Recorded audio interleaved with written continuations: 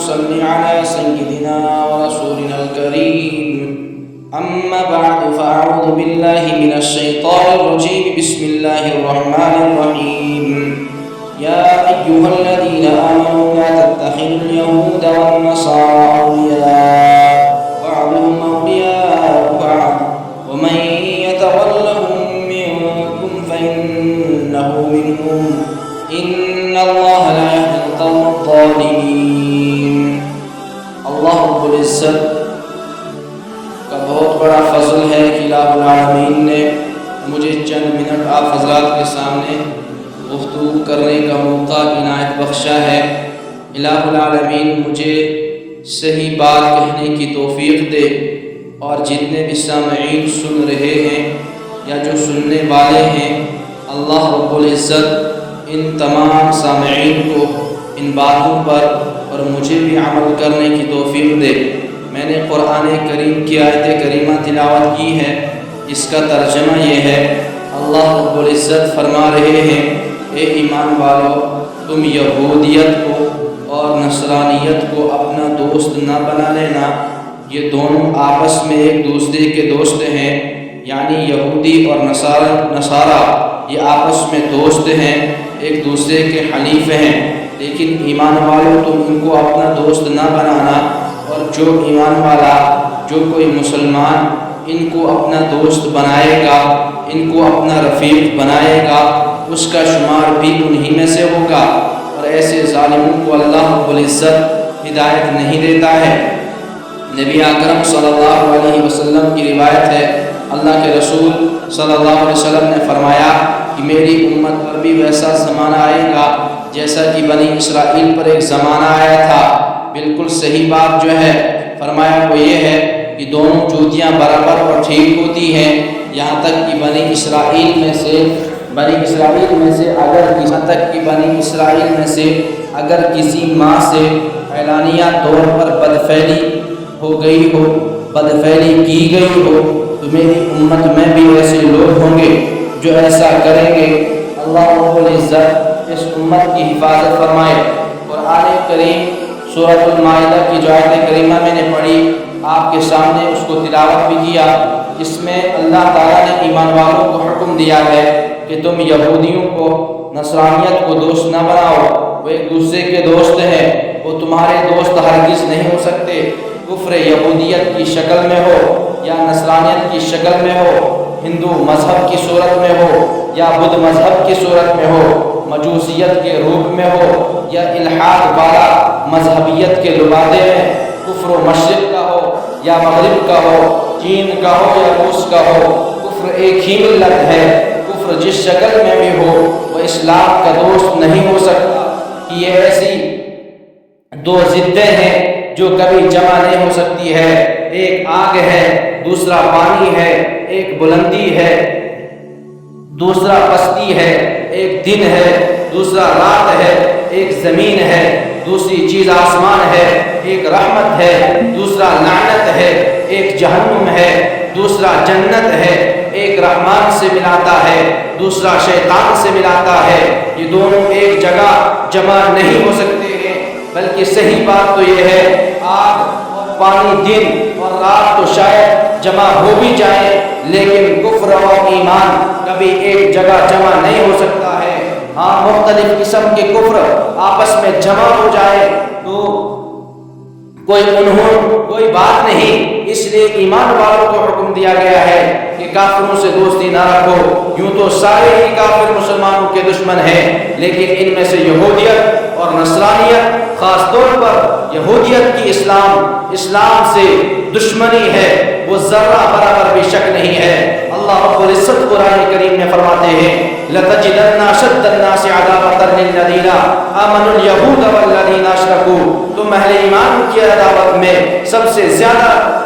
زیادہ شدید یہودیت کو پاؤ گے. سب سے زیادہ تم دشمن اگر پاؤ گے نصرانیت کو پاؤ گے. سب سے زیادہ دشمن اگر پاؤ گے وہ یہودیت کی نسل کو پاؤ گے. اور ان کو جو شریک بناتے ہیں یہود کی اسلام دشمنی کے واقعات سے یوں تاریخ بنی پڑی ہے، لیکن ان کی اسلام دشمنی کے ثبوت کے لیے ہمیں تاریخ کے اوراق کو نکالنے کی ضرورت نہیں، بلکہ اگر آپ اس وقت پوری دنیا میں ان علاقوں ان خطوں پر ایک سرسری نظر ڈالیں گے جہاں مسلمان ظلم و ستم کا شکار ہے، تو آپ کو ظلم و ستم کے پیچھے کسی نہ کسی انداز میں کسی نہ کسی سطح پر یہودیوں کا ہاتھ دکھائی دے گا۔ لیکن اس وقت میرا موضوع یہ نہیں، حالات اور واقعات کی روشنی میں آپ کے سامنے یہودیوں کو مسلمان دشمنی کو ثابت کروں، بلکہ آج کی نشست میں جو بات کرنے جا رہا ہوں وہ یہ ہے کہ ہم اپنی نظروں سے رسول اکرم صلی اللہ علیہ وسلم کی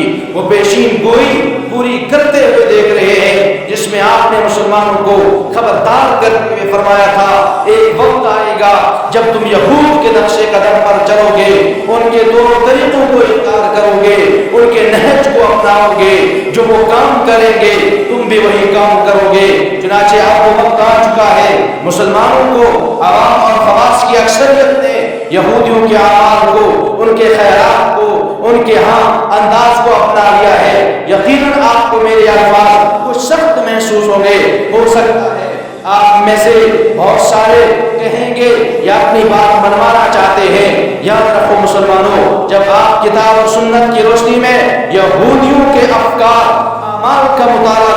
کرنے کے بعد اپنے گریبانوں میں نظر ڈالیں گے، یہودیت کا مطالعہ کرو، نصرانیت کا مطالعہ کرو گے، پھر اپنے گریبانوں میں جھانک کر دیکھو گے، نظر ڈال کر دیکھو گے، دور حاضر کے نام نہاد مسلمانوں کو شب و روز کا مطالعہ کریں گے، تو آپ یقیناً آپ یہ اعتراف کرنے پر مجبور ہو جائیں گے، باقی یہودیوں سے نفرت کرنے کے باوجود اور ان پر لعنت بھیجنے کے باوجود شاید ہم لاشعوری طور پر یہودیوں کے نقش قدم پر چل رہے ہیں۔ دوستو اور بزرگوں، یہودی مولویوں کی خرابیاں کیا تھی میں ذرا اس پر بھی تبصرہ کر دوں گا، میں علماء حق کی بات نہیں کروں گا۔ میں آج کے اس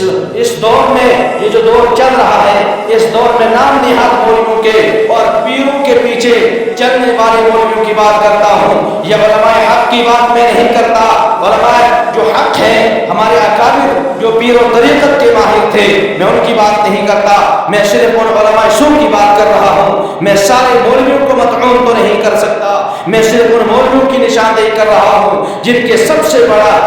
سب سے بڑا بڑے خدا کا نام روپیہ اور پیسہ ہے، جو پیٹ کی خاطر اسلام کے جو احکام ہیں، شریعت کے جو احکام ہیں، قرآن کے جو احکام ہیں، ان میں تحریف کر کے وہ آمادہ لوگوں کو کر رہے ہیں، وہ جن کا قول کچھ ہوتا ہے، حال کچھ ہوتا ہے، جن کی جلوت کچھ ہوتی ہے، ان کی خلوت کچھ ہوتی ہے، وہ جو کہتے ہیں خود کرتے نہیں ہیں مگر سمجھتے بھی نہیں ہیں، روکتے تو دوسروں کے ہیں، روکتے تو دوسروں کو ہیں لیکن خود رکتے نہیں ہیں، لوگ دوسروں کو منع تو کرتے ہیں، خود ان بیماریوں میں ملوث ہیں۔ رب کا قرآن بیان فرماتا ہے، أَتَأْمُرُونَ النَّاسَ بِالْبِرِّ وَتَنْسَوْنَ أَنفُسَكُمْ وَأَنْتُمْ تَتْلُونَ الْكِتَابَ أَفَلَا تَعْقِلُونَ۔ تم دوسروں کو تو نیکی کا حکم کرتے ہو، دوسروں کو بھلائی کا حکم تو کرتے ہو، دوسروں کو صحیح راستہ تو دکھاتے ہو،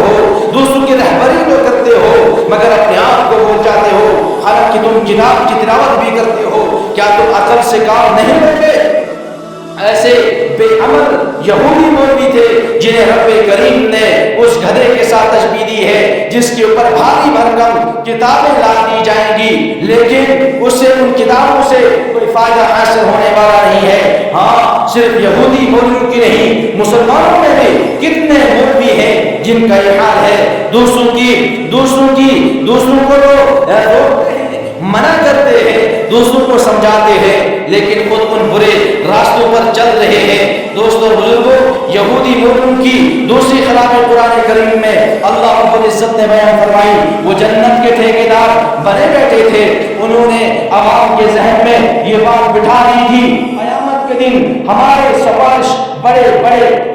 کرنے والے بڑے بڑے مجرموں کو جنت میں پہنچا دے گی، اس لیے اگر جنت میں جانا چاہتے ہو تو ہمیں خوش رکھو۔ اللہ تعالیٰ نے ان کے اس غلط خیال کی بار بار تردید فرمائی اور سمجھایا ہے، قیامت کے دن کسی کی سفارش کو فائدہ نہیں دے گی، وہ صرف جنت کے ٹھیکیدار نہیں بلکہ اپنے آپ کو پورے دین کا ٹھیکیدار سمجھتے تھے، جن چیزوں کو چاہتے تھے حرام کر دیتے تھے، جن چیزوں کو چاہتے تھے حلال کر دیتے تھے، گویا انہوں نے اپنے آپ کو خدائی منصب پر فائز کر رکھا تھا۔ رب کا قرآن کہتا ہے، اتخذوا احبارهم ورهبانهم اربابا من دون الله والمسيح ابن مريم ان پر مسیح ابن مریم ٹھہرا دیا انہوں نے اپنے عالم کو اپنے درویشوں کو خدا تعالیٰ کے ساتھ اللہ کو چھوڑ کر اور مسیح مریم کے بیٹے کو بھی بعض یہودیوں نے اعتراض کیا ہم تو اپنے مذہبی رہنماؤں اور صوفیاء کو رب نہیں مناتے پر پھر قرآن کریم پھر قرآن کیسے کہتا ہے کہ ہم اللہ کو چھوڑ کر انہیں اپنا رب بناتے ہیں اس اعتراض کے جواب میں اس سے سوال کیا گیا کیا ایسے نہیں جس چیز کو تمہارے مذہبی رہنما حلال کہتے ہیں اسے تم بھی حلال کہتے ہو اور جس چیز کو وہ حرام کہتے ہیں اسے تم بھی حرام کہتے ہو انہوں نے کہا تھا ہاں تو ایسا ہی ہے تو کہا گیا یہی تو ان کے رب نے یہی تو ان کو رب بنا رہا ہے یہودی مسلمانوں کی تیسری خرابی قرآن کریم میں یہ بیان فرمائی گئی وہ تحریف کے ماہر تھے انہوں نے صرف تاریخ ہی کو نہیں اپنی تحریف کا نشانہ نہیں بنایا بلکہ توحید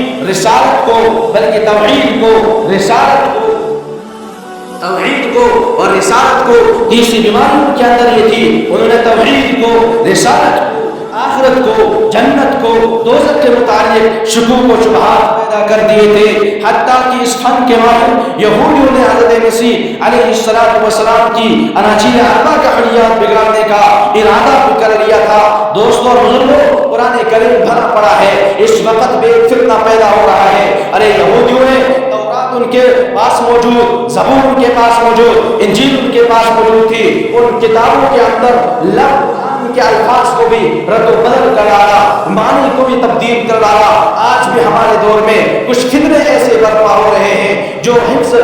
کلام اللہ کو جو انسان قرآن کریم کو حفظ کر رہا ہے جو بچہ علم دین حاصل کر رہا ہے اور وہ سمجھتے ہیں یہ فضول قرآن کریم کو رٹ رہا ہے الیاذ باللہ تونے کے رٹ لگانے سے کوئی فائدہ نہیں ہے ارے تم تو یہودیت کے نقشے قدم پر چل رہے ہو تم تو نصرانیت کے نقشے قدم پر چل رہے ہو جنہوں نے اپنی کتابوں میں لفظی تحریف بھی کی تھی خدا نہ کرے اللہ نہ کرے ایسے حالات پیدا ہو جائیں اگر موجودہ صحیفے ختم کر دیے جائیں مجھے بتاؤ پھر قرآن کریم اصلی شکل میں موجود کہاں ہوگا اس لیے اپنے بچوں کو قرآن کریم حفظ کرانے میں لگا دو قرآن کریم کے ماہر بناؤ اللہ رب العزت نے یہ دنیا پیدا کی ہے آخر انسان کو یہاں سے چھوڑ کر جانا ہے ایسے کارنامے انجام دو جس سے ہمارا رب اور ہمارا نبی اکرم صلی اللہ علیہ وسلم راضی رہے رب راضی ہے محمد عربی راضی رہے تو یاد رکھو وہ مومن اس دنیا میں بھی کامیاب ہے اور آخرت میں بھی کامیاب ہے اللہ مجھے بھی اور آپ کو بھی عمل کرنے کی توفیق عطا فرمائے